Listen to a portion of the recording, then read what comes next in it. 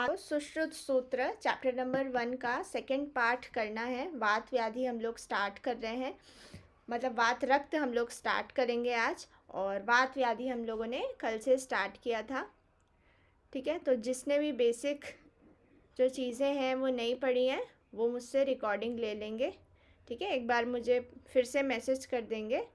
और काफ़ी स्टूडेंट्स काफ़ी दिनों में आ रहे हैं। आयुष कहाँ थे इतने दिनों से? जूही, आयुष,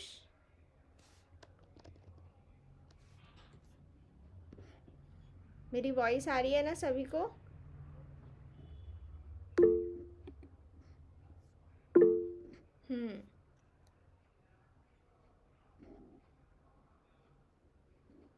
आयुष नहीं है क्या मीटिंग में?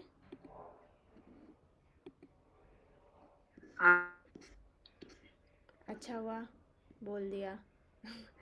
ठीक है, चलो, शायद वॉइस की कुछ प्रॉब्लम है, नेटवर्क का इशू है।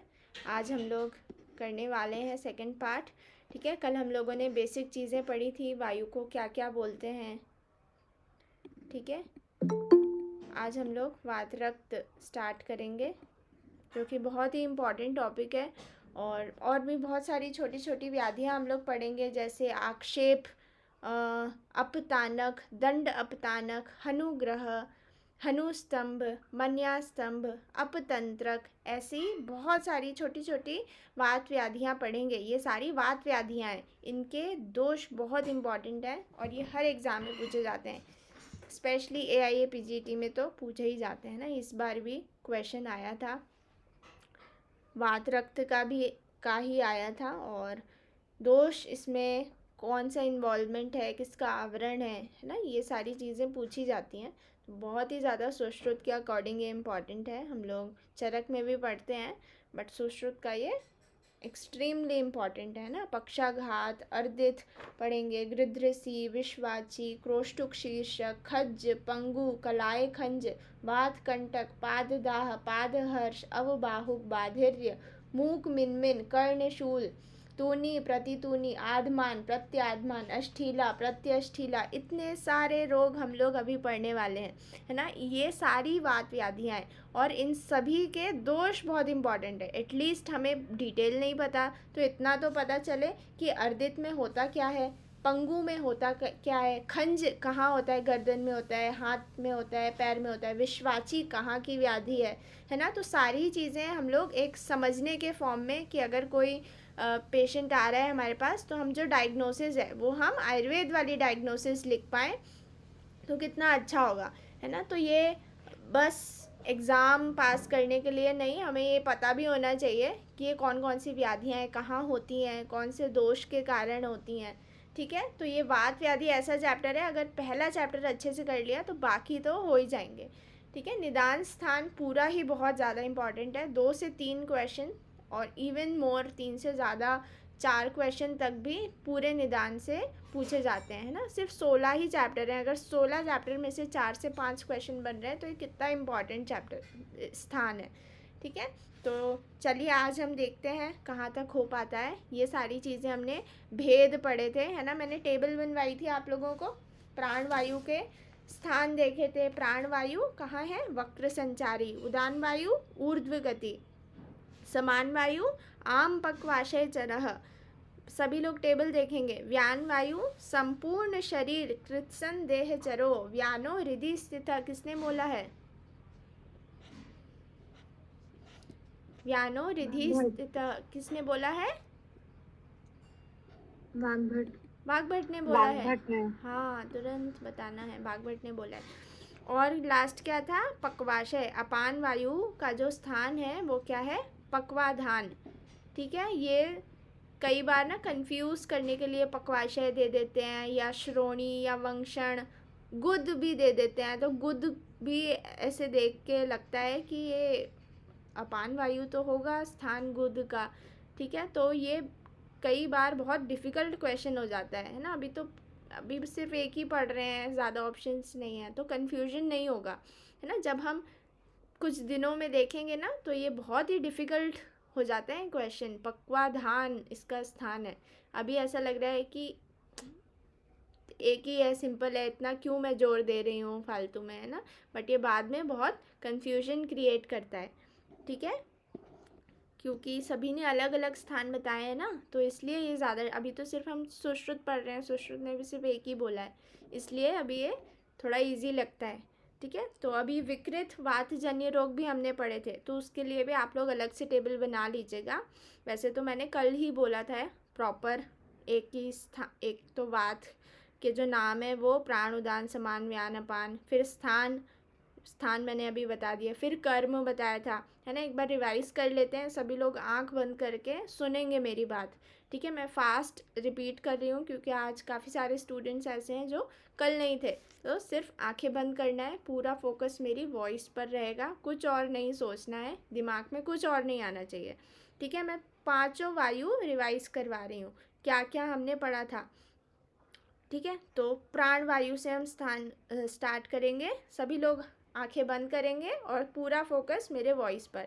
स्थान है वक्र संचारी, ठीक है, और चरक और वाग्भट ने इसको उत्तम वायु बोला है। कर्म क्या है? देह धारण, प्राण का अवलंबन, अन्न को शरीर के अंदर ले जाना, अन्न का ग्रहण करना।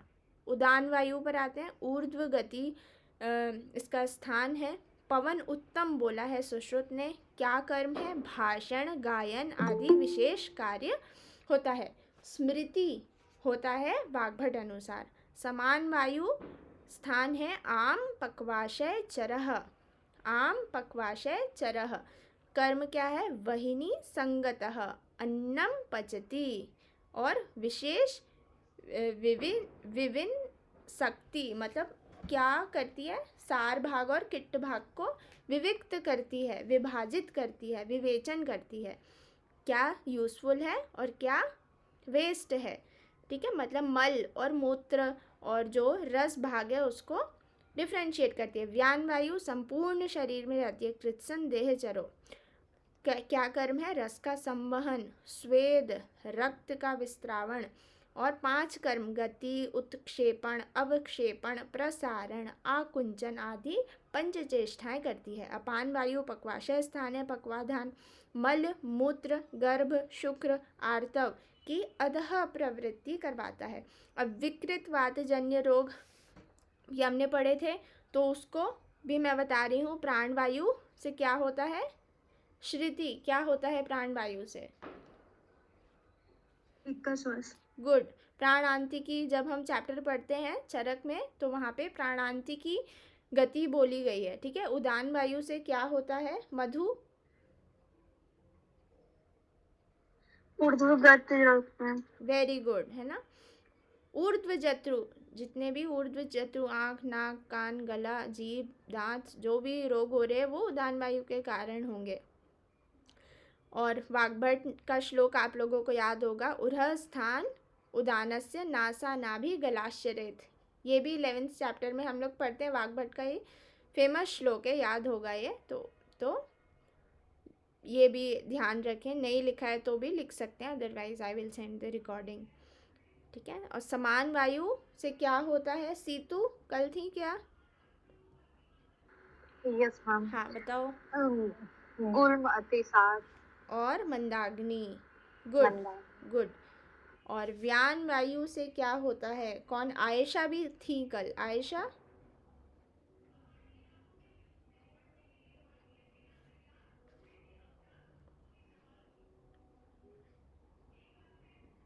आशा, आशा बताओ। Yes ma'am. हाँ बताओ। सारे शरीर का रोग होता है, सारे शरीर में रोग। वेरी गुड, है ना। क्या करती है व्यान वायु? संपूर्ण शरीर में रहती है। चलो ठीक है। नेक्स्ट अपान वायु कौन बताएगा? लक्ष्मी।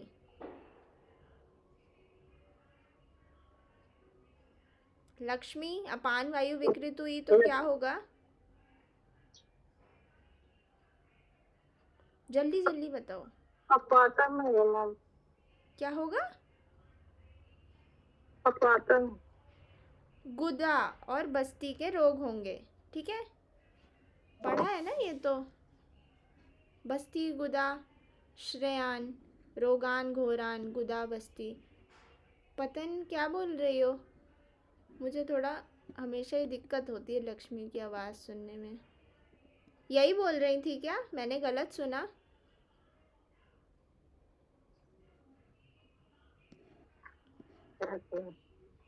चलो ठीक है।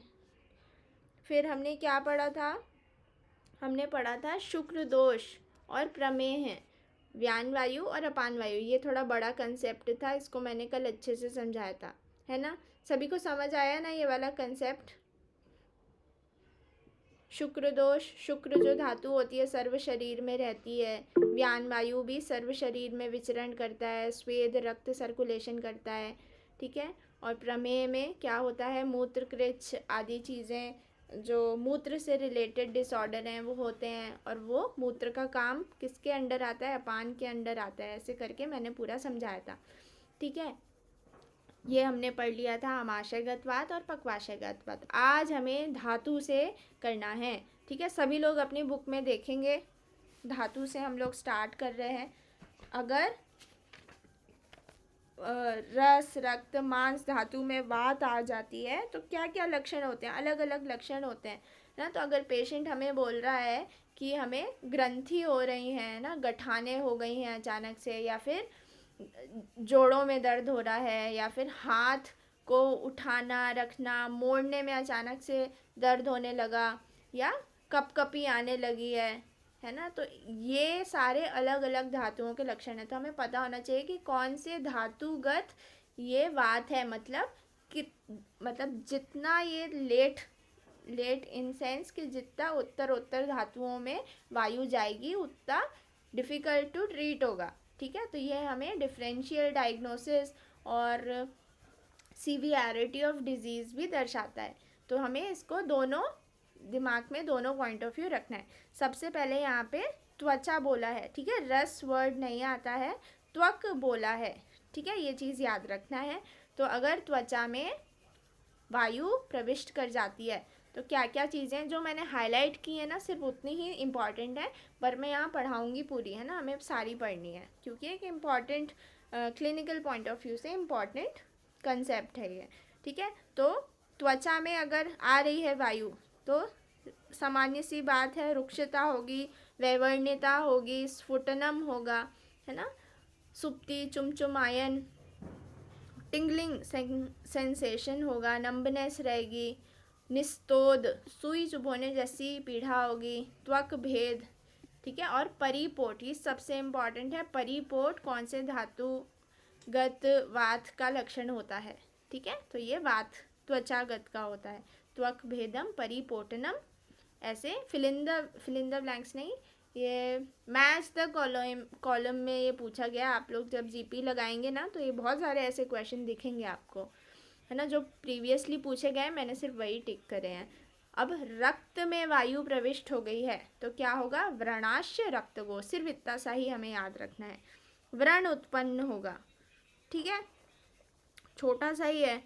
नेक्स्ट मांस, रस रक्त मांस, मांस में हुआ तो ग्रंथीन सशूलान मांस संश्रितः, है ना, ग्रंथि गठाने होंगी और शूल भी गठाने पेन के साथ आएंगी मांस में, ठीक है। मांस है, मसल में वायु जाएगी, फूलेगी, इस टाइप से भी याद रख सकते हैं, गठान हो जाएगी, ठीक है।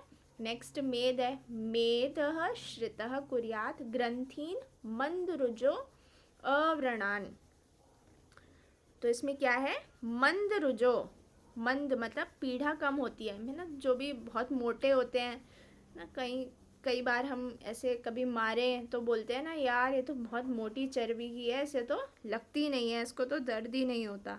तो जो बहुत ज़्यादा मेदस्वी होते हैं उनके पास अच्छी लेयर होती है प्रोटेक्शन की, तो उनको मंद पीड़ा होती है।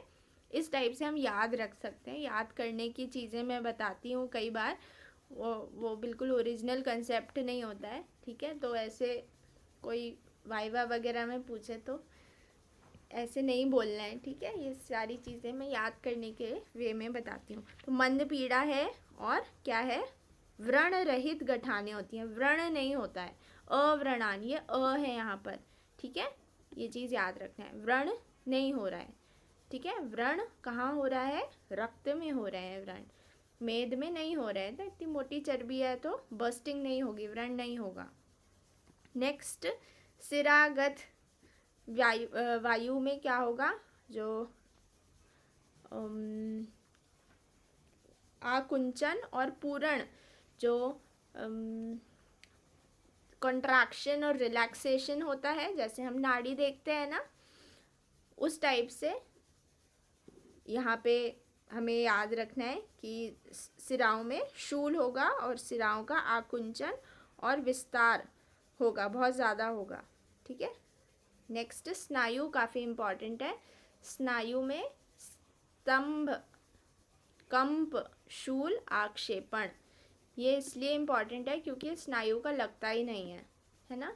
जब हम सर्व शरीरगत वायु में देखते हैं ना, तो देखो इधर भी स्तंभन, आक्षेपण और शोफ, शूल, काफ़ी सिमिलर चीज़ें हमें दिखती हैं, ठीक है। तो ये चीज़ आप लोगों को याद रखना है। सर्व शरीर में भी सर्वगतो नृणाम, अगर सर्व शरीर में वायु देह में व्याप्त हो गई है तो भी ये लक्षण होते हैं। स्तंभ, स्टिफनेस आ जाती है, ठीक है, आक्षेप होते हैं, स्पाज्म हो जाता है, मतलब मसल एक जगह कॉन्ट्रैक्शन हो जाती है। तो हम कई बार होता है ना, नस वगैरह चढ़ जाती है रात में ना, तो उस टाइप से आक्षेप होने लगता है अगर स्नायुओं में वायु आ गई है, ठीक है। फिर संधिगत, अगर वायु चली गई है तो संधि का नाश हो जाएगा, है ना। संधिन शूल शूफो करोती, स्वेलिंग भी होगी, पेन भी होगा और जो मूवमेंट है वो भी नहीं होगा। फिर अस्थिगत में आता है कि अस्थि में तो कभी पूछा नहीं जाता क्योंकि अस्थि से रिलेटेड ही है कि शूल होगा, तोद होगा, भेद होगा, शोष होगा, पोरोसिस, शोष मतलब खालीपन, पोरोसिस होगा, ये सारी चीज़ें। नेक्स्ट मज्जा is very important, 3 star question बनते हैं इससे। इसमें क्या है, रुक च न कदाचित प्रशाम्यति। रुक, रुक मतलब पेन, न मतलब नहीं, कदाचित मतलब कभी भी, प्रशाम्यति मतलब रुकता ही नहीं है, कभी भी जो रुक है, पेन है, वो रुकता ही नहीं है, कंटिन्यूअस पेन होता है, ठीक है, सर्वदा कंटिन्यूअस पेन हो रहा है, ठीक है। ये बहुत इंपॉर्टेंट है, ये मज्जा वाला लक्षण है, कंटिन्यूअस पेन। अस्थि में भी हम लोग सोचते हैं कि यार हमने तो पहले फ्रैक्चर में पढ़ा था, ऐसा ही कुछ मैंने बताया था। फ्रैक्चर में जब हम लोग आगे पढ़ेंगे ना, भग्न, तो उसमें भी ऐसे ही है कि किसी भी परिस्थिति में हमें आराम नहीं मिलता, तो वो अस्थि से रिलेटेड आता है, ठीक है। तो ये वहाँ से हम कंफ्यूज होके जब ज़्यादा पढ़ते हैं ना तभी कंफ्यूजन होता है। सही बात तो ये है, जब पता ही नहीं है, कंसेप्ट ही नहीं पता है दोनों जगह के, फिर तो डाउट भी उसे ही होते हैं जो ज़्यादा पढ़ता है या जिससे कंसेप्ट पता होते हैं ना। जब पहले वाला याद ही नहीं है तो फिर क्या ही कंफ्यूजन होगा, ठीक है। तो अगर याद है आप लोगों को तो ये मैंने पहले बताया था कि यह अस्थि में होता है, किसी भी अवस्था में आराम नहीं मिल पाता, ठीक है। तो ये जो वर्ड है एग्जैक्ट यही लाइन श्लोक की पूछी जाएगी, कभी भी हिंदी में नहीं पूछा जाएगा, ठीक है। नेक्स्ट तो कुछ इम्पॉर्टेंट नहीं है, शुक्रगत वात में अप्रवृत्ति होगी या अधिक प्रवृत्ति होगी, ठीक है। बाकी इतना ही है इसमें। नेक्स्ट हम लोग देखते हैं, ये कुछ चीज़ें इम्पॉर्टेंट हैं यहाँ पे। अगर पित्त के साथ वायु आ गई है, screen is visible to all of you ना, आवरण पढ़ रहे हैं हम लोग यहाँ पे, ठीक है। तो आवरण 22 बताए गए हैं अष्टांग संग्रह में, है ना। चरक के भी अकॉर्डिंग हम पढ़ते हैं, काफ़ी ज़्यादा बड़ा और काफ़ी डिफ़िकल्ट चैप्टर रहता है चरक का, बट उसको भी हम अच्छे से पढ़ते हैं। अगर आप लोगों को डिफ़िकल्ट लगता है आवरण का तो हम पढ़ लेंगे उसको, एक क्लास में हो जाएगा, ठीक है। मैं सारे जैसे मैंने याद किया था, छोटी छोटी ट्रिक्स से मैं याद करी हूँ आवरण को, क्योंकि बहुत ही डिफ़िकल्ट है और वो आता ही आता है ना। यूजी में तो नहीं पूछते पर पीजी में तो पूछते ही हैं वो। तो अगर आपको पढ़ना है ना आवरण, क्योंकि ये केसी में भी है, तो आप लोग बता दीजिएगा मुझे ग्रुप में, हम ले लेंगे, ठीक है। चलो नेक्स्ट हम देखते हैं, अगर वायु पित्त के साथ हो गई है तो क्या होगा। पित्त वाले लक्षण होंगे दाह, संताप, मूर्छा, ये तो आंख बंद करके पित्त टिक कर देंगे ना, कफ तो टिक नहीं करेंगे। अगर कफ के साथ हो गई है तो क्या होगा, शैत्य, शोफ, गुरुत्व ना, ये भी आंख बंद करके कफ टिक कर देंगे, कफ वाले लक्षण है। अगर रक्त के साथ हो गई है ना, वात के साथ तो हो गई नहीं, अभी रक्त बोला है आचार्य ने, चौथा दोष, तो रक्त का यहाँ पे बोला है। सूची भिरिव बहुत इंपॉर्टेंट है, क्योंकि रक्त किसी और ने नहीं माना है ना, सुश्रुत का ही ये स्पेशलिटी है, तो इसलिए ये काफ़ी ज़्यादा इम्पॉर्टेंट है। क्या होगा, सूची भिरिव निस्तोदः स्पर्श द्वेव प्रसुप्तता शोषा पित्त विकारा, मतलब पित्त के अन्य जो लक्षण है ना, पित्त आदि के विकार भी रक्त से हो जाएंगे। मारुते मतलब रक्त, शोणे तान्विते। तो ये सूची से जो श्लोक स्टार्ट हो रहा है वो होगा ना, सुई कोई चुभो रहा है ऐसी पीड़ा होगी, और स्पर्श से द्वेष होगा, मतलब बहुत ज़्यादा पेनफुल कंडीशन रहेगी ये। निस्तोद, ठीक है, टेंडरनेस जिसे बोलते हैं वो रहेगा। अंगों में सुप्तता रहेगी, मतलब सेंसेशन नहीं, गरम ठंडा ज़्यादा नहीं पता चल पाएगा। और पित्त वाली चीज़ें मतलब दाह, संताप, मूर्छा भी यहाँ पे आएंगी। ठीक है, नेक्स्ट, समझ आया इतना सभी को? वात, पित्त और रक्त, ओके। चलो सब अटेंटिवली सुन रहे हैं ना? Half of the students have not even raise their hands. Anuradha, are you there? Okay, ठीक है। नेक्स्ट हम लोग देखते हैं प्राणे पित्तावृते छर्दी दाहश। इसकी एक आप अलग से टेबल बना लें, क्योंकि ये थोड़ा इम्पॉर्टेंट है। कौन सा वाला? एक तो व्यान एवं अपान वायु, पित्त और व्यान वायु, ये तो हमने पढ़ा है ना। फिर आता है पित्तावृत प्राण, पित्तावृत उदान, पित्तावृत समान, ये भी इम्पॉर्टेंट है। ठीक है, तो पित्त से आवृत हमारी जो 5 भेद पड़े थे ना, वो यहाँ पे आ रहे हैं। तो पित्त आवृत प्राण, पी क्या हो रहा है, उल्टी हो रही है, जलन हो रही है। छर्दी दाहश उपजायते, बस छर्दी और दाह याद रखना है। दी दा से याद रखेंगे इसको, दी दा, छर्दी और दा, दी दा पी, दी दा पी, प्राण आवृत, सॉरी पित्त आवृत प्राण। ठीक है, ये आवरण का ना बहुत ही बड़ा कंसेप्ट, बहुत ही डिटेल में बहुत अच्छे से चरक ने बताया है। तो अभी तो यहाँ पे सिर्फ रटना ही पड़ेगा, अगर बहुत अच्छे से समझना है तो हम चरक में उसको अच्छे से पढ़ेंगे। ठीक है अब यहाँ देखते हैं हम लोग उदाने पित्त संयुक्ते। अगर पित्त आवृत उदान वायु है, उदान वायु है और पित्त आ गया तो क्या होगा, मूर्छा, दाह, भ्रम। ठीक है, तो बेहोशी आ जाएगी। उदान वायु में ऊपर रहती है ना, बेहोशी आ जाएगी, जलन होगी, भ्रम रहेगा, क्लम रहेगा। ऊर्ध्व गति पढ़ी थी ना हमने, स्थान क्या है उदान का, ऊर्ध्व गति। ऊर्ध्व गति में सिर में अगर वायु चली गई तो चक्कर आएंगे, तो ऐसे मूर्छा याद रखना, एक ही याद रहे तो भी करेक्ट हो जाएगा। ठीक है, यहाँ पे सारी चीज़ें हार्ड वर्क हम कर भी लेना तो भी काम नहीं आता, वो स्मार्ट वर्क ही एंड तक याद रहता है।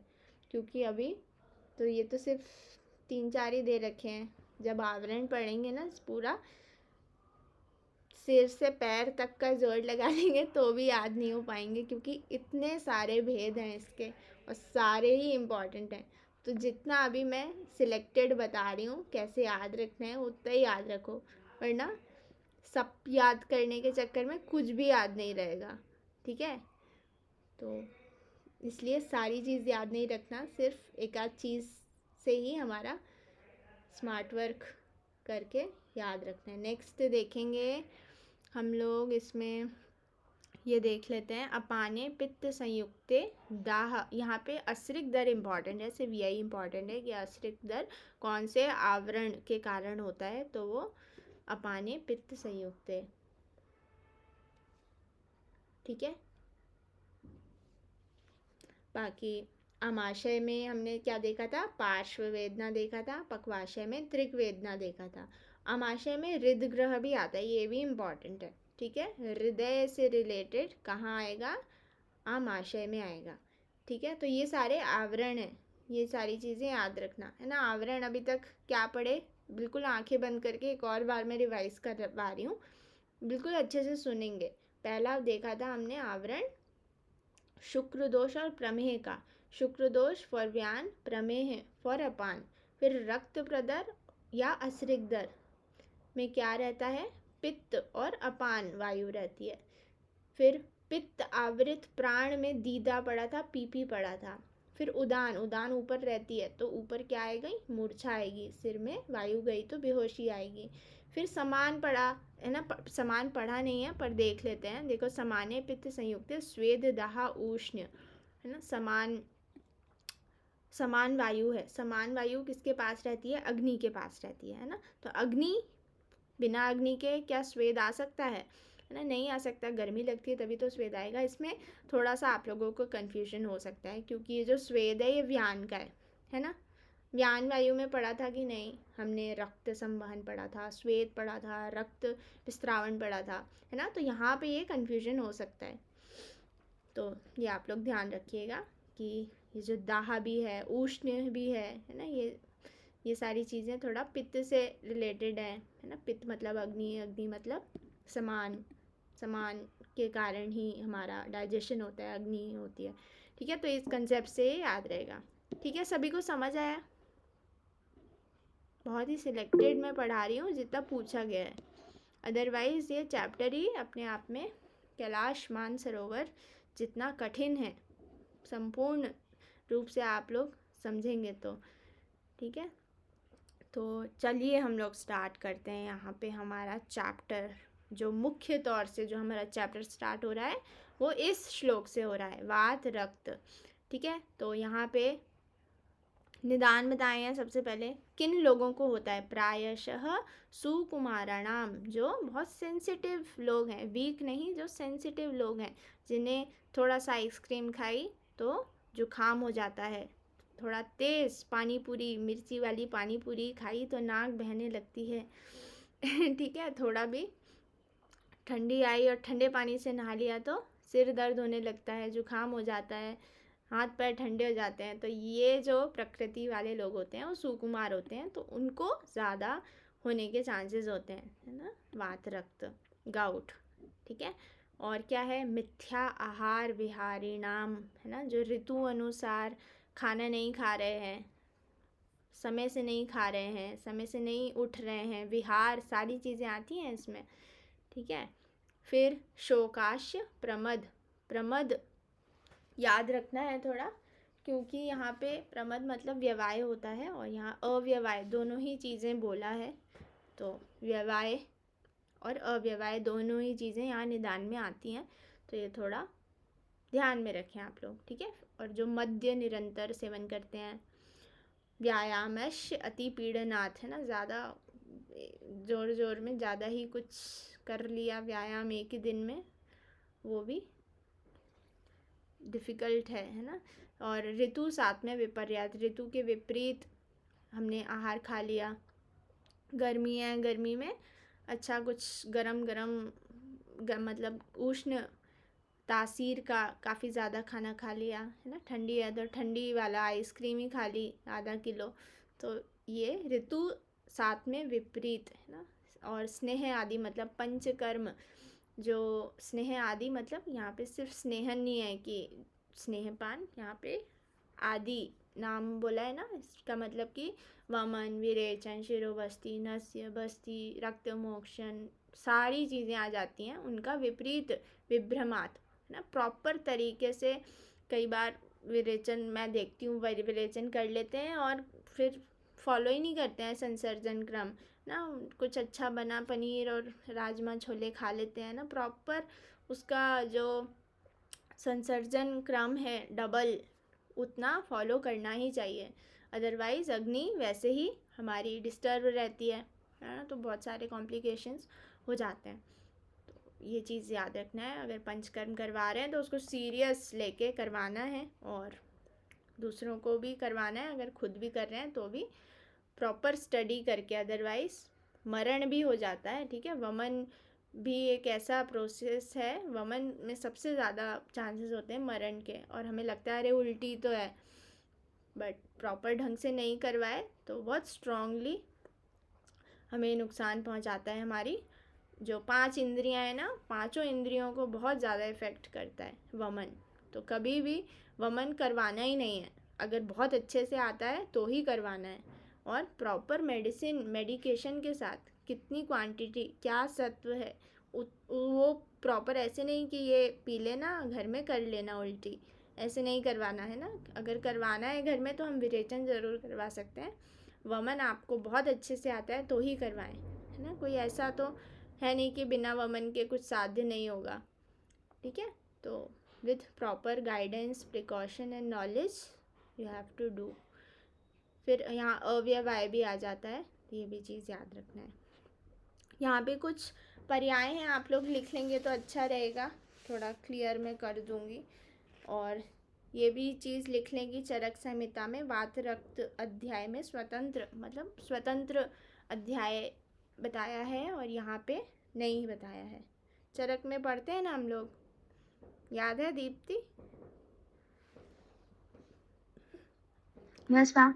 वात रक्त अध्याय अलग से पढ़ते हैं ना चरक में। Yes ma'am. बट यहाँ पे तो नहीं है ऐसा कुछ भी। ठीक है, तो ये एक इम्पॉर्टेंट चीज़ है, बेसिक है, पता होना चाहिए, तो ये भी लिख लेना। ठीक है, चरक संहिता में वात रक्त स्वतंत्र वर्णन किया है, और चरक संहिता में वात व्याधि के अंतर्गत ही किया है। फिर हम लोग लिखेंगे पर्याय, लिखेंगे वात शोणित, कॉमा वात बलास, कॉमा खुड्डवात, कॉमा खुड्ड या खुंडवात, कॉमा आड्यवात। ये है चरक के अकॉर्डिंग। मैम पहला क्या बोली? वात शोणित, वात बलास, खुड्डवात और आड्यवात। चरक के अकॉर्डिंग, बागभट्ट के अकॉर्डिंग लिखेंगे वात शोणित, सेम ही है, बस एक ही डिफरेंस है, यहाँ पे आड्यवात की जगह आड्य रोग बोला है। बागभट्ट ने भी यही बोला है, बस आड्य रोग बोला है। ठीक है,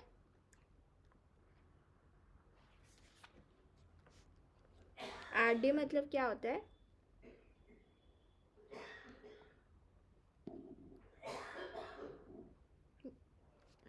आड्य मतलब क्या होता है, पता है?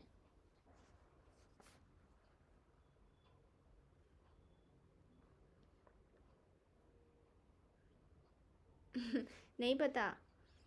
हम सभी के पास बहुत सारा आड्य है, मतलब क्या है, बहुत सारा दिल के धनी होते हैं आयुर्वेद वाले बच्चे ना, बड़ा दिल होता है, खुला दिल होता है, तो धनवान लोगों को आड्य बोला जाता है। मतलब कि कोई भी अगर गरीब है तो उसको वात रक्त नहीं होगा, है ना। कोई धनवान है, आराम से इतना ऐशो आराम है, सब गाड़ी, लग्जरी, नौकर चाकर, तो क्या वो काम करेंगे, झाड़ू पोछा बर्तन खाना, हर चीज़ के लिए नौकर हैं ना धनवान लोगों के पास। तो फिर होगा, ऐसे लोगों को ही होगा जो आराम से सोएंगे और ऑर्डर देंगे। ठीक है, यहाँ लिखा हुआ है, यहाँ पे आप लोग करेक्ट कर सकते हैं, रोग की जगह वात है ये। ठीक है, गलत लिखा है यहाँ पे। तो यहाँ पे ये भी देख सकते हैं, सुकुमार व्यक्ति में कौन सी व्याधि होती है, तो वात रक्त होती है। ठीक है, सुकुमार से स्टार्ट है ना ये, इसलिए इम्पोर्टेंट है। सभी को समझ आया जितना पढ़ा? मुस्कान?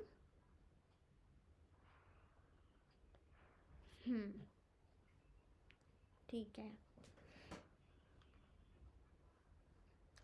लॉज में डिफरेंस आया है अभी, जो आईपीसी होती है ना उनमें थोड़ा बहुत डिफरेंस आया है, हर साल कुछ ना कुछ डिफरेंस आते हैं, और काफ़ी थोड़ा डिफ़िकल्ट होता है ये आईपीसी याद करना तो आप लोग बिल्कुल ऐसे छोड़िएगा मत कि देखेंगे पीजी के टाइम पे। 2 चीज़ें कभी नहीं छोड़ना, एक तो डीजी के प्लांट्स और ये आईपीसी। और हो सके तो थोड़ा बहुत रस शास्त्र भी पढ़ते रहना चाहिए, क्योंकि ये थोड़े डिफ़िकल्ट होते हैं ना, रटने वाली चीज़ें होती हैं ये। तो इनको हम पढ़ते जाएंगे तो अपने आप ये आती जाएंगी, ठीक है। तो कभी समय मिले तो इनको थोड़ा पलटा लिया करें, बाद में आसानी रहेगी। चलिए हम लोग आगे बढ़ते हैं।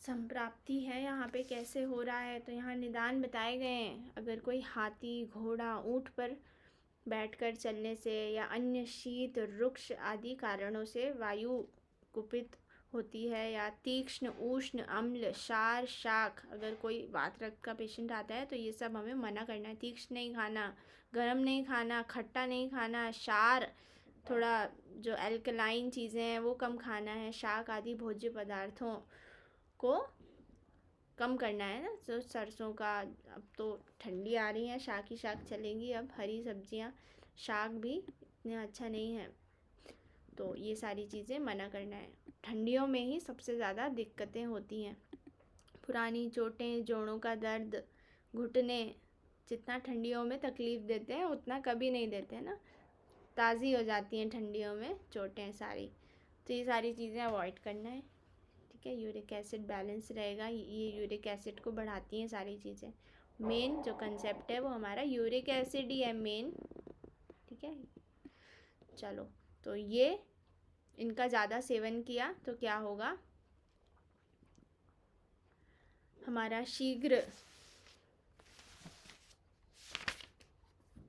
ही रक्त दूषित हो जाता है, तथा वह दूषित रक्त शीघ्र ही संचरण करने वाले वायु के मार्ग का अवरोध कर देता है। रक्त दूषित हुआ और जो वायु की जो गति होती है नॉर्मल, उसके गेट पर आकर वो खड़ा हो गया, है ना। इतने सारे क्रिस्टल्स आ गए, तो अब जो रास्ता है वो ब्लॉक हो गया, दरवाज़ा बंद हो गया पूरी तरीके से। तो अब जो वायु है उसका काम तो जाना है, अब वो नहीं जा पा रही है, तो क्या करेगी वो, टेढ़ा मार्ग देखेगी, तिर्यक मार्ग देखेगी, आस पास से कोशिश करेगी कहीं ऊपर से नीचे से थोड़ी सी जगह मिल जाए तो मैं चली जाऊँ, बट और ज़्यादा वहाँ पे एक्यूमुलेशन होगा क्रिस्टल्स का। इतने सारी डिफ़ॉर्मिटीज़ हैं ना, रक्त में इतने सारे कंपोनेंट्स होते हैं ना, तो वहाँ पे और अवरोध होगा। तो फिर धीरे धीरे क्या होगा, वो जो मान लो उंगली है, उंगली में हमारे अवरोध कर दिया रक्त ने, तो क्या होगा, वायु इधर उधर से कोशिश करेगी, फिर उंगली टेढ़ी होती जाएगी, है ना। नहीं मिल रही है तो उंगली ही टेढ़ी होती जाएगी। तो इतनी स्ट्रॉन्ग हमारी वायु रहती है कि बहुत ही विचित्र स्थिति हो जाती है। पूरी हाथ पैर की उंगलियां, आप लोगों ने ज़रूर देखा होगा, पेशेंट टेढ़ी हो जाती, पूरी उंगलियां, कलाई, बिल्कुल एक ग्लास भी नहीं पकड़ सकते, इतना सीवियर मैंने देखा है कंडीशन, है ना। रोटी भी नहीं तोड़ सकते, चम्मच भी नहीं पकड़ सकते, इतनी टेढ़ी उंगलियां हो जाती हैं, ठीक है। तो ये कुल मिला के ऐसी संप्राप्ति चलती है। समझ तो आ गया होगा आप लोगों को। अगर ये वायु पित्त के साथ भी संसर्ग होती है या कफ के साथ भी संसर्ग होती है, उसको भी हम वात रक्ति कहते हैं, ठीक है। यहाँ पे ये माधव का श्लोक है, आप लोग हाईलाइट कर सकते हैं, मतलब इसका यही है।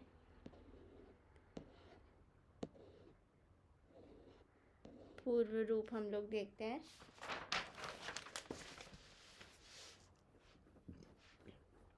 पूर्व रूप में क्या है,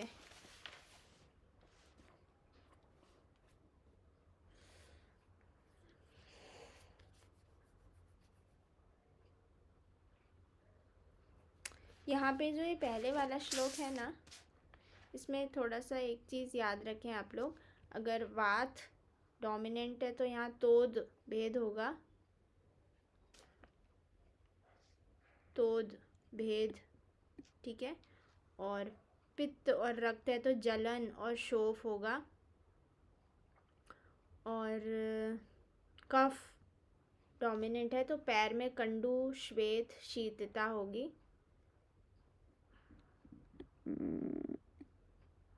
ठीक है। यहाँ उष्ण और श्वेत होगा। ये काफ़ी कॉमन चीज़ें हैं। कंडू श्वेत शीत कफ के कारण होता है। जलन हमेशा पित्त के कारण होती है। और तोद पेन, तोद हमेशा वात के बिना, वात के तोद नहीं होता, बिना मतलब बिना वात के शूल नहीं होता, बिना पित्त के सूजन नहीं, बिना पित्त के दाह नहीं होता, और बिना कफ के कंडू नहीं होता। तो ये तो पिक्यूलियर ही सिम्टम्स हैं, ये तो इसलिए मैंने नहीं बताया था। पूर्व रूप हम लोग देख लेते हैं, ये काफ़ी इम्पॉर्टेंट है, श्लोक पूछा जाता है इसका। प्राग रूपे, ये पर्याय है पूर्व रूप का। शिथिलौ स्विन्नौ शीतलौ सविपर्यौ। सविपर्यौ मतलब इसका उल्टा भी हो सकता है। स्विन्नौ, स्विन्नौ मतलब क्या होता है? पसीना आना है ना। पसीना आ भी सकता है, पसीना नहीं भी आ सकता। पसीना बहुत ज़्यादा आ रहा है या पसीना बिल्कुल नहीं आ रहा है, ये दोनों ही कंडीशन हो सकती हैं। ठीक है, बहुत ज़्यादा ठंड लग रही है, शीतल, या बहुत ज़्यादा गर्मी हो रही है, इस टाइप से सविपर्य बोला गया है। कुष्ठ में भी हम ऐसे ही पढ़ते हैं, अस्वेद, अतिस्वेद, इस टाइप से पढ़ते हैं। कुष्ठ में भी याद होगा, पसीना बहुत आना या पसीना बिल्कुल नहीं आना। ठीक है, और क्या है? वैवर्ण्यता रहेगी है ना, डिस्कलरेशन हो जाता है। तो सुप्ति, गुरुत्व और ओष समन्वितौ, ओष समन्वितौ, जलन होती है, दाह होता है। ठीक है, तो ये सारे पूर्व रूप हो गए हैं। और चरक और अष्टांग संग्रह ने उत्तान और गंभीर करके दो बोले हैं। जब हम चरक सूत्र 19 पढ़ते हैं ना, तो भी वहाँ पे दो भेद आते हैं। सुश्रुत ने एक भेद बोला, याद रखने, काफ़ी इम्पॉर्टेंट है। जो भेद जाएंगे ना वो हमारे 19 चैप्टर से ही जाते हैं, हमेशा याद रखना। चरक सूत्र 19, क्या नाम है चैप्टर का?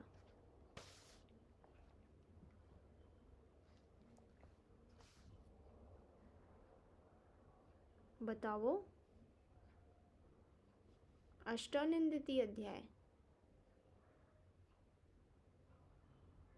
आवाज़ आ रही है ना? नहीं मम्मी, ये तो 18 फिर अष्टोत्तरीय मध्य। अष्टोत्तरीय अध्याय। Okay, good good. चलो नेक्स्ट हम लोग देखते हैं प्रारंभ। प्रारंभ, जिस वात रक्त में, यहाँ पे ये बोला गया है कि जिस वात रक्त में, ये असाध्यता के लक्षण बोले हैं कि स्फुटनम हो जाए और त्वचा मांस आदि सब विदीर्ण हो जाए, प्रभिन्नम प्रसृतम, और खून बहने लगे, लसिका पूय आदि मवाद सब बहने लगे, और प्राण और मांस का भी क्षय होने लगे, तो वो असाध्य कहलाता है। ये बहुत इम्पॉर्टेंट है कि 1 वर्ष पुराना याप्य होता है, वेरी वेरी इम्पॉर्टेंट। ठीक है, 1 साल पुराना शतशीर्ण और दूषी विष भी याप्य होता है। यूजुअली 1 साल पुराना हम लोग असाध्य बोलते हैं ना, है ना, कि 1 साल, अरे 1 साल हो गया तो फिर तो असाध्य होगा, बट यहाँ पे अलग कंसेप्ट है। ठीक है, चरक और माधव का लिख लेंगे ऊपर। चरक के अकॉर्डिंग 1 2 शज और नवीन डैश करके साध्य।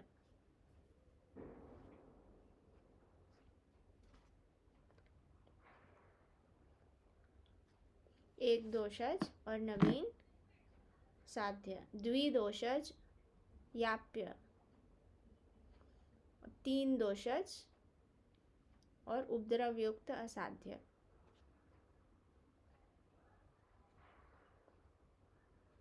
ठीक है, डन, एवरीवन डन? कुछ छूटा क्या हमारा? हाँ, ये हमने पढ़ा ही नहीं, वही मैं सोचूं कि नेक्स्ट आक्षेप आ गया, पर रूप तो आए नहीं। ये बहुत इम्पॉर्टेंट श्लोक है। ठीक है, वेरी वेरी इम्पॉर्टेंट। इसमें ये बहुत पूछा जाता है, आँखों विष समान कौन से रोग की गति होती है। ठीक है, तो यहाँ पे ये रूप है, इसको हम लोग प्रारंभ भी कहते हैं। पूर्व रूप, रूप और फिर प्रसरण। तो पूर्व रूप तो प्राग रूपे शिथिलौ स्विन्नौ, ये प्राग रूप हो गया। फिर प्रारंभ, पादयोर मूल मतलब पैर के मूल अंगूठे से हम इसको ले सकते हैं, अंगूठा या उंगलियों से ये स्टार्ट होता है। अगर पेशेंट को बोल रही है कि यहाँ पे मुझे दर्द हो रहा है मोड़ने में, चलने में, तो मतलब इनिशियल स्टेज है वात रक्त की। ठीक है, ये चीज़ याद रखना है, अंगूठे से स्टार्ट होता है और ये हाथों में भी होता है। ठीक है, बहुधा पाँव के अथवा हाथों के मूल का आश्रय लेकर ये क्रुद्ध होता है और चूहे के विष के समान सारे शरीर में फैल जाता है ना। ऐसा कभी नहीं होता कि अगर किसी के उंगलियों में है तो उसको कमर में या गर्दन में दिक्कत नहीं होगी। ये इसका फिजियोलॉजी है कि सारे ही जॉइंट्स को अफेक्ट करता है। जितनी भी संधियाँ हैं पूरे बॉडी में सभी को ये अफेक्ट करेगा। ठीक है, चलिए आक्षेप देख लेते हैं, थोड़ा कर लेते हैं, अभी तो समय है हमारे पास 10 मिनट। साध्यता हो गई है हमारी। ठीक है, अब हम लोग वात व्याधियाँ स्टार्ट कर रहे हैं। अब वात व्याधियाँ में पहला आता है आक्षेपक। आक्षेप ये क्या है? जब कुपित, बहुत ही ध्यान से सुनना है, ये सिर्फ स्टार्टिंग है, अभी तो हमें सिर्फ ये पहला कदम है पहाड़ चढ़ने का। ठीक है, और बहुत ही इजी, बहुत ही सरल, जैसे जैसे मैं बता रही हूँ वैसे फॉलो करेंगे तो ज़रा भी दोष याद करने में दिक्कत नहीं आएगी। इसमें क्या है, इसमें सिर्फ कंसेप्ट हमें समझना है। इसके 4 भेद होते हैं। आक्षेपक, आकशेपक, 4 वर्ड्स है ना, 1 2 2 3 4, तो 4 ही भेद होंगे। कौन कौन से भेद होंगे इधर तो नहीं लिखा है, नेक्स्ट आगे चल के आते हैं भेद, पर मैं इधर ही बता दूंगी, इधर ही आप लोग भी लिख लेंगे। ठीक है, तो यहाँ ये क्यों होता है, क्या होता है, तो ये कुपित वात शरीर की सब धमनियों में प्रविष्ट होता है, तब बार बार आक्षेप होने लगता है। इस तरह बार बार आक्षेप के दौरे आने से इस रोग को आक्षेप कहते हैं। तो यहाँ धमनियों को सर्कल कर लेंगे, धमनी इम्पॉर्टेंट है, धमनी वर्ड आना चाहिए। धमनियाँ मतलब क्या होता है, धमनी वात आर्टरीज में हमारे चली जाती है। ठीक है, ऑक्सीजनेटेड ब्लड में ही ये हमारा अटैक कर देंगी, तो फिर कैसे हम रह पाएंगे ढंग से, दौरे आएंगे फिर। तो इसके जो भेद होते हैं, पहला होता है केवल वात, केवल वात। सेकंड होता है वात कफ, केवल कुपित वात। सेकंड वात कफ। थर्ड वात पित्त। फोर्थ आघातज।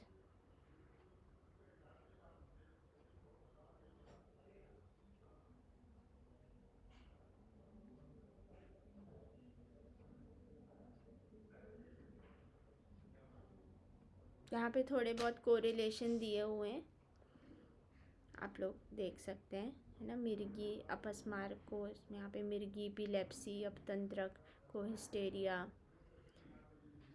ठीक है, टिटनस, धनुस्तंभ को, इस टाइप से। अपतानक, बहुत कंफ्यूजन होता है ना, आक्षेपक फिर अपतानक। तो यहाँ पे अपतानक में कुपित वात है, दोष जो डोमिनेंट है वो कुपित वात है। ठीक है, तो जो कुपित वात रोगी को बीच बीच में गिराता है वह अपतानक है, बीच बीच में गिरा रहा है। सो अपतानक संज्ञो य पातयत्यंतरा अंतरा, अंतरा अंतरा मतलब बार बार दौरे आते हैं, अंतरा अंतरा। ठीक है, अंतरा अंतरा।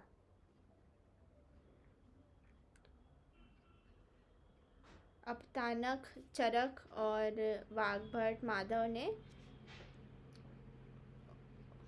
कंठेन कुंजति बोला है, कंठेन कुंजति अपतानक के लिए बोला गया है ये वर्ड। ठीक है,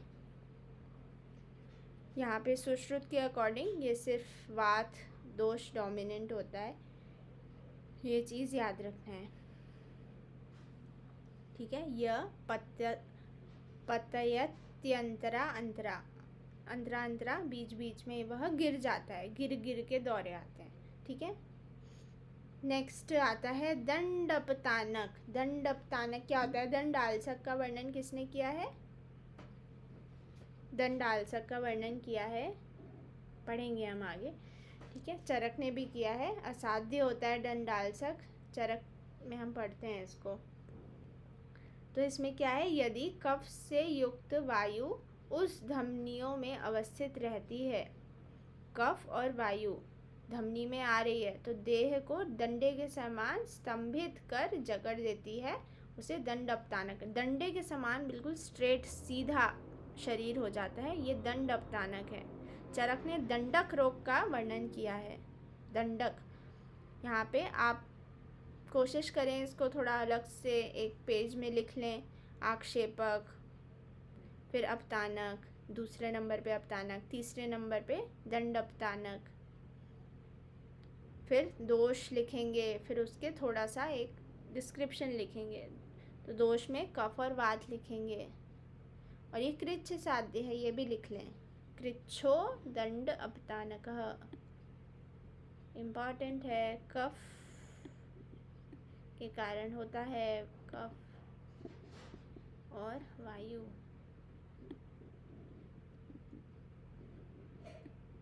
ठीक है, कृच्छ साध्य है, मुश्किल से ठीक हो पाएगा, इम्पॉर्टेंट है। नेक्स्ट हनुग्रह। हनुग्रह भी कुपित वात के कारण होता है,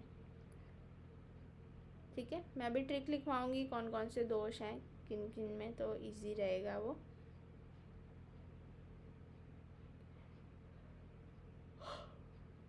तो क्या है हनुग्रह? जब यदि वात प्रकोप के कारण हनु संधि जकड़ जाए तथा अन्न का सेवन बड़े कष्ट से हो, तो वो हनुग्रह कहलाता है। वात के कारण ही होता है ये। अन्न ग्रहण करने में कृच्छता आती है, सिंपल सी बात है, कुछ ज़्यादा डिफ़िकल्ट नहीं है। नेक्स्ट धनु स्तंभ देखेंगे। जो कुपित वात मनुष्य को धनुष के समान टेढ़ा कर देती है। धनुष कैसा होता है? टेढ़ा होता है ना, तो धनुष के समान जो टेढ़ा, ये भी कुपित वात के कारण ही होता है, धनु स्तंभ, ठीक है। अब यहाँ पे दो टाइप के होते हैं, एक तो अंतरायाम और बहिरायाम। दो चीज़ें हमें ध्यान में रखनी है, ठीक है। जो शरीर को धनुष के समान टेढ़ा कर रही है वो है धनुस्तंभ। अंतरायाम क्या होता है? शरीर को अंदर की ओर धनुषवत मोड़ना, और बहिरायाम बाहर की तरफ धनुष को मोड़ना, ठीक है। अंदर की तरफ मोड़ रहा है और बाहर की तरफ, जैसे कॉन्वेक्स ऐसे पढ़ते हैं ना, उस टाइप से अंदर बाहर। तो अंतरायाम और बहिरायाम, सिंपल सी बात है। पढ़ना चाहें तो पढ़ लेंगे आप लोग, बाकी नेक्स्ट हम मन्या स्तंभ, चलिए पढ़ लेते हैं। यहाँ पे 56 और 57 जो श्लोक है, इसको भी आप लोग हाईलाइट कर लेंगे। अभ्यंतरम धनुरिव यदा नम्यति मानवः तदा अस्याभ्यंतरायाम कुरुते मारुतो बलि, बाह्य स्नायु प्रतानस्थो बाह्यायम करोति च तम साध्यम बुधा प्राहुर्वक्षः कट्य उरु भंजनम। यहाँ पे जब बलवान कुपित वात, हिंदी में देखेंगे चौथी लाइन में, अंगुली, गुल्फ, उदर, हृदय, वक्ष, गले में संश्रित होकर सिरा स्नायु के प्रतान समूह को आक्षेपित करता है, कॉन्ट्रैक्ट करता है, उस समय रोगी के नेत्र विष्टंभ, काफ़ी डिटेल में यहाँ पे बता दिया गया है, हो जाते हैं, पार्श्व भग्न हो जाता है, कफ का वमन होता है, भीतर की ओर धनुष की तरह नम जाता है, उसे अंतरायाम कहते हैं, और बाहर की तरफ सारी चीज़ें हो जाती हैं, उसे बहिरायाम कहते हैं। यदि वक्ष, कटी, उरु का भंजन हो जाए तो उसे वैद्य असाध्य कहते हैं। जब कमर, छाती और जांग ये सब टूट जाएं तो वह असाध्य कहलाएगा। ओपिस्थोटोनस, एम्प्रोस्थोटोनस, अंतरायाम, बहिरायाम, ठीक है, ये कोरिलेशन है। यहाँ पे चरक में जो मन्यास्तंभ लिखा हुआ है उधर स्टिकी नोट्स में, मन्यास्तंभ को अंतरायाम कहा है और धनुस्तंभ को बहिरायाम कहा है।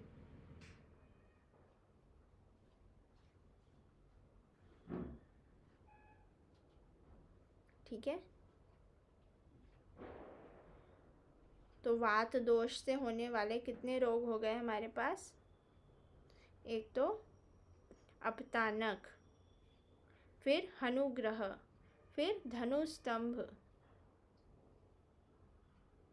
और आक्षेप। ये 4 चीज़ें हैं जो वात दोष के कारण हो रही हैं। अपतानक, आक्षेपक, हनुग्रह और धनुस्तंभ, 4 दोष वात के कारण हो रहे हैं। और वात और कफ के कारण क्या क्या हो रहा है? एक तो दंड अपतानक और अपतंत्रक। अभी हम अपतंत्रक पढ़ेंगे। ठीक है, वात और कफ के कारण हो रहा है। तो आप लोग ट्रिक लिख लें इसकी 3 चीज़ें होती हैं एक्चुअली वात और कफ के कारण। पहला है MAD से याद रखेंगे, M फॉर मन्यास्तंभ, A फॉर अपतंत्रक। मन्यास्तंभ और अपतंत्रक अभी हमें नेक्स्ट पढ़नी है। और दंडपतानक अभी हमने पढ़ा है ना, कफ है। तो MAD, मैड, M फॉर मन्यास्तंभ, A फॉर अपतंत्रक, D फॉर दंडपतानक। बहुत खराब लोग होते हैं जो पागल होते हैं, मैड, बहुत खराब, बहुत से वात खराब, ख से के, VK। Got it? आया समझ? बहुत ही ध्यान से ये चैप्टर पढ़ना है, ठीक है? बिल्कुल भी डिस्ट्रैक्शन ना हो किसी को भी, किसी भी तरह का।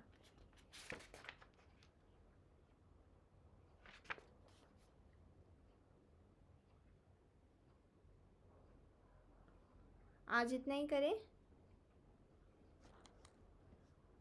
या कर लें नेक्स्ट? लास्ट, चलो नेक्स्ट। अभी मैंने फ़ोटोज़ नहीं खींचे हैं, पर आप लोग नेक्स्ट 302 पेज में देखेंगे, 4 भेद दिए हुए हैं यहाँ पे 58 श्लोक नंबर में। ठीक है, हाईलाइट कर लेंगे 4 भेद।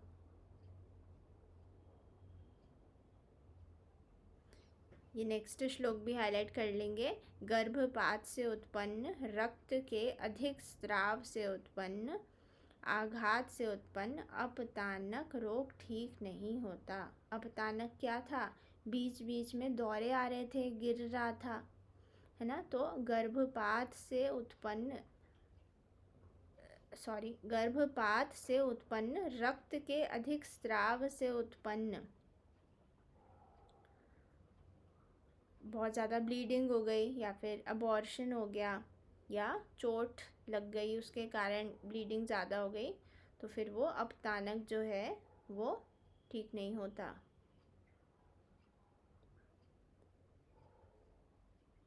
ठीक है, अब यहाँ पक्षाघात आता है। पक्षाघात मतलब पैरालिसिस होता है। ठीक है, पैरालिसिस के बारे में हम इस श्लोक में पढ़ेंगे। फिर नेक्स्ट श्लोक में अब अपतंत्रक है, फिर नेक्स्ट श्लोक में मन्यास्तंभ है। तो मन्यास्तंभ और अपतंत्रक के दोष तो आप लोगों को पता हो गए, कफ है और वात है। ठीक है, अभी हम पक्षाघात पढ़ेंगे। पक्षाघात बहुत इम्पॉर्टेंट है, इसकी साध्यता बहुत डिफ़िकल्ट है और पूछी भी जाती है ना, इसमें बहुत कन्फ्यूजन होता है साध्यता में। तो ये थोड़ा ट्रिकी है, इसको मैं कल अच्छे से समझाऊंगी आप लोगों को। ठीक है, आज इतना ही करते हैं।